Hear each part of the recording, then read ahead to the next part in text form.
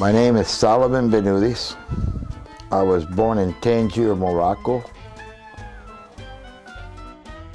Tangier, where Sal was born, is in North Africa and just a short boat ride from Spain. Sal remembers taking the trip across to Spain on the ferry with his father. We used to take the ferry boat from Tangier to across the Mediterranean on Sundays to watch a football game and take the ferry boat back. It was that close. And he always used to, when his team lost, they always lose. He always blamed me because he said that when they didn't take me, they won, and when they took me, they lost. Sal's father was chief of police in Tangier and a man of principle and integrity. He was a policeman. Started as a policeman and became inspector chief of police of the international city in Tangier. He always wore a suit. He never wore his uniform. Very seldom he wore his uniform, police uniform. But normally he wore civilian suits.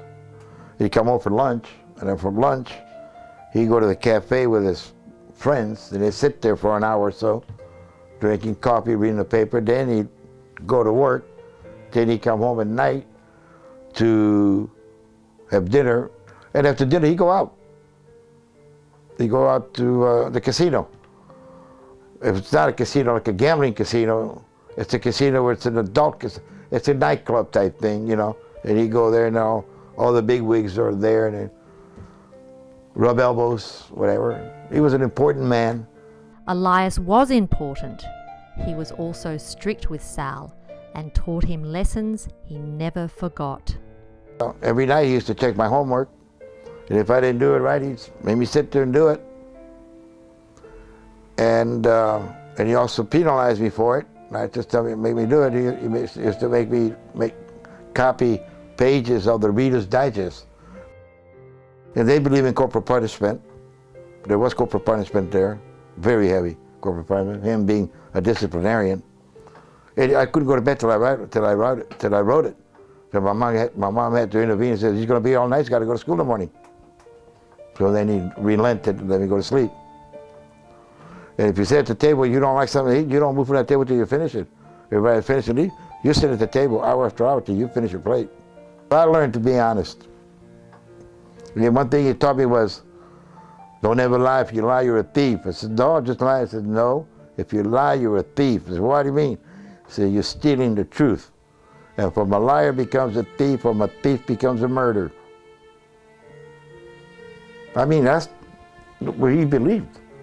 Sal's mother was born Maria Menoyo Lopez in Madrid, Spain. Her family suffered in the Spanish Civil War. She left Spain and came to Tangier, and that's where she met my father. After the Civil War, everybody was dead, you know, because of the bomb that fell there, you know. He had no place, and she lived with some aunts. She lived with some aunts as a kid, and then when she got older, I guess she came to Tangier. She was always happy, always singing. She loved to sing. She had 7 children, some were born She had 8. 4 and 4.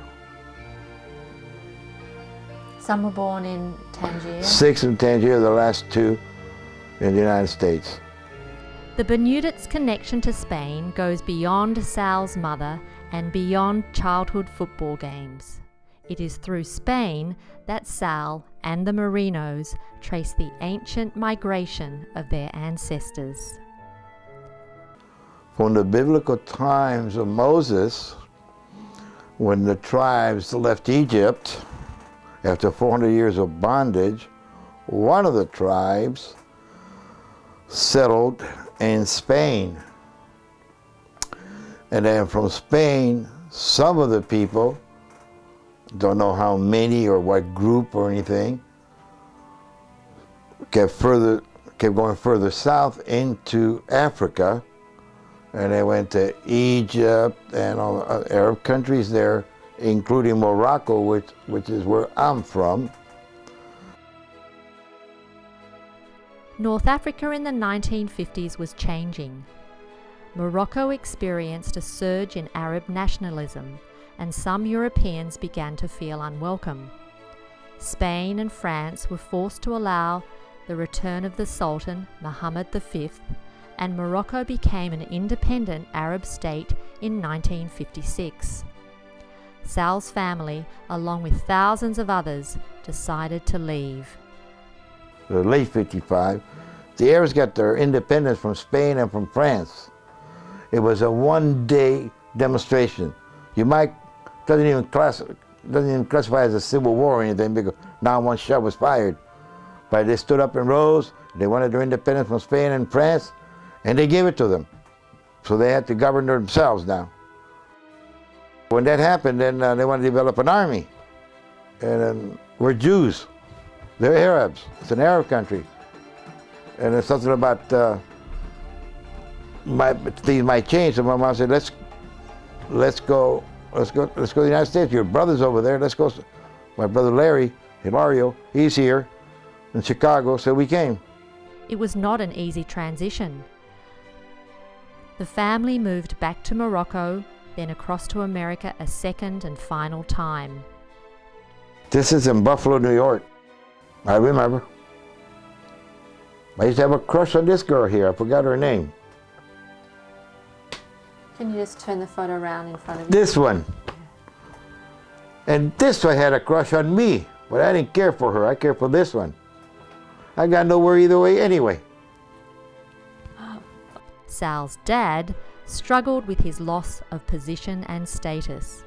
He was forced to take work well below his abilities. The family would eventually move to California. But my father couldn't stand it here. I mean, his way of life, he was a big man. Being put over here was nobody, nothing, you know. A menial job, didn't mean a thing. He was happy with it, you know, with his family, kids growing up, and he became a grandpa, and, you know, everything else, it was fine. But as far as his own personal status, from personal point of view, who he was, what he did, he wasn't content. He liked being dressed all the time, so he had no place to go. So on Saturday, he put on his suit, sit on the porch and read the paper, got no place to go. In California, two events would shape Sal's future. First, he discovered that he had a genius for technical drafting. Second, Sal would meet the love of his life, Rena. I don't know where it is. I have it here somewhere. I don't know where it is. I have the only certificate